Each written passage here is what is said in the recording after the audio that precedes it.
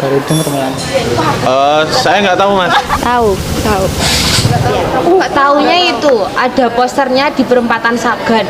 Waduh, saya kurang tahu tuh mas kalau untuk pembunuhan wartawan itu. Tahu tahu. Kurang tahu ya. Enggak tahu, kurang tahu. Enggak.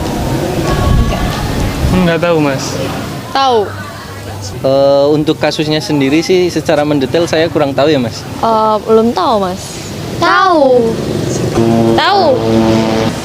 Kalau tahu jelasnya sih aku sendiri enggak sih, cuman pernah denger aja. Cuma tahu posternya. Udin pernah dengar? Kurang tahu mas, nggak tahu. Fuad Muhammad Safrudin atau biasa dipanggil Udin lahir di Yogyakarta 18 Februari 1964. Ia memulai karir sebagai wartawan Bernas pada tahun 1986.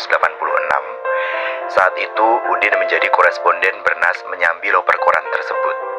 Udin menabung dari sebagian gajinya untuk membeli motor agar lebih lancar dalam reportase dan juga untuk membuka studio foto untuk istrinya. Ketika menjadi wartawan, Udin kerap mengungkapkan kebenaran yang ditutup-tutupi pemerintah Bantul. Saat itu, Bantul dipimpin oleh Bupati Sri Roso Sudarmo yang juga berasal dari kalangan tentara. Korupsi, kata ini lagi selalu menghantui negeri yang frustasi. Korupsi, semakin menjadi apapun terjadi di atas transaksi. Tertangkap bercinta, dihukum penjara, korupsi berjuta. Udin memberitakan kasus yang merugikan warga Bantul. Sayang keberanian Udin dianggap ancaman bagi penguasa Bantul saat itu. Kebenaran yang harus ditutupi dengan cara keji. 12 Agustus 1996, pukul 11 malam, kediaman Udin didatangi seseorang. Ponikem, penjual bakmi di dekat rumah Udin menawarinya untuk dipertemukan dengan Udin. Namun orang tersebut memilih pergi. Ponikem lalu menceritakan kejadian itu pada Udin. 13 Agustus 1996, Udin kembali didatangi seseorang.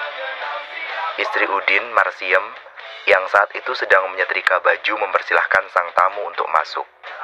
Namun tamu tersebut menolak dan lebih memilih menunggu di luar.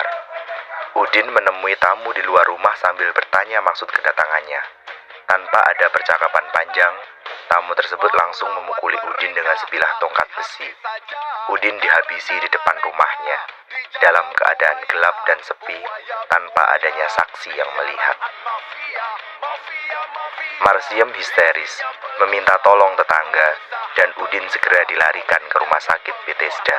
14 Agustus 1996, Udin langsung dioperasi setelah sebelumnya koma akibat gagar otak. Sayang, walaupun sudah diusahakan semaksimal mungkin oleh para dokter, tanggal 16 Agustus, Udin dinyatakan meninggal dunia. Udin menghembuskan nafas terakhir 1 hari menjelang perayaan kemerdekaan Indonesia ke-51. Sempat diberi penghormatan terakhir di kantor Bernas, Udin selanjutnya dimakamkan tanggal 17 Agustus 1996 di pemakaman desanya Trirenggo, Bantul. Di hari yang sama, Gubernur DIY, Kapolda Jateng DIY, dan Pangdam 4 Diponegoro mengeluarkan pernyataan bahwa kasus ini harus diusut secara tuntas dan pelakunya harus diproses secara hukum. Pasca kematian Udin, Bernas dan koran-koran nasional lain memberitakan kasusnya sebagai headline. Kecurigaan dan beragam spekulasi bermunculan. Dari yang menganggap bahwa Udin adalah korban konspirasi orang-orang profesional, sampai banyak pihak yang bersepakat bahwa kasus kematian Udin adalah kasus pelanggaran HAM berat. Namun yang pasti, sesuai dengan kesimpulan Pusat Studi HAM Universitas Islam Indonesia, Udin dibunuh karena berita. Keprihatinan dan dukungan hadir dari beragam kalangan. Mulai dari dukungan moral dari kalangan jurnalis, dukungan dari warga Bantul yang selama ini diadvokasi oleh Udin, keprihatinan keprihatinan kalangan pengusaha, dukungan dari kalangan budayawan, sampai Sultan ke-10 juga ikut bersuara bahwa siapapun di belakangnya, pelaku harus diproses sesuai hukum.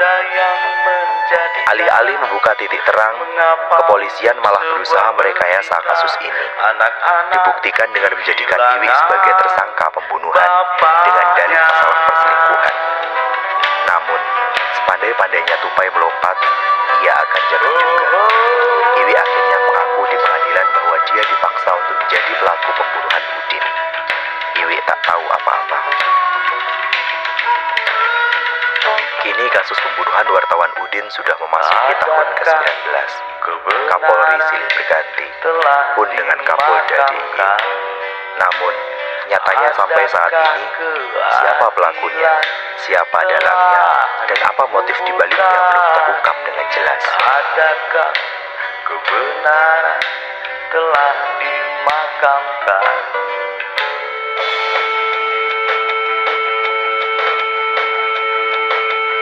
Udin berkeyakinan bahwa apa yang memang sebenarnya terjadi tidak perlu ditutup-tutupi, apalagi jika berhubungan dengan kepentingan rakyat luas. Di tengah teror Orde Baru saat itu, keberanian Udin memang patut diacungi jempol. Di era reformasi ini, kebebasan mengungkapkan pendapat dan kebenaran sudah lebih terjamin. Kasus korupsi misalnya, tak lagi terpusat di Jakarta. Namun kebijakan desentralisasi menjadikan kasus-kasus tersebut meluas ke seluruh pelosok negeri. Kaum muda harus menjadi teladan untuk mengawal kebijakan-kebijakan publik di daerahnya masing-masing, agar kepentingan rakyat tak diselewengkan. Tak mesti menjadi jurnalis, apapun profesinya, semua orang bisa melakukannya. Dengan media apa saja, pojok citizen journalism di media-media, menulis di rubrik opini di media cetak ataupun online, mengunggah video di kanal YouTube, bercerewet di media sosial dari gadget yang kita genggam, ruang-ruang diskusi di lingkungan akademik maupun non-akademik, sampai aksi turun ke jalan. Diawali dengan sikap kritis, lalu berani membela orang-orang di sekitar yang kerap menjadi korban birokrasi. Udin memang sudah meninggal, namun yang pasti hanya jasadnya saja yang terkubur. Keberaniannya akan terus menyala. Udin sudah memberi contoh. Bagaimana dengan kamu? Mari, suarakan kebenaran-kebenaran di sekitar kita.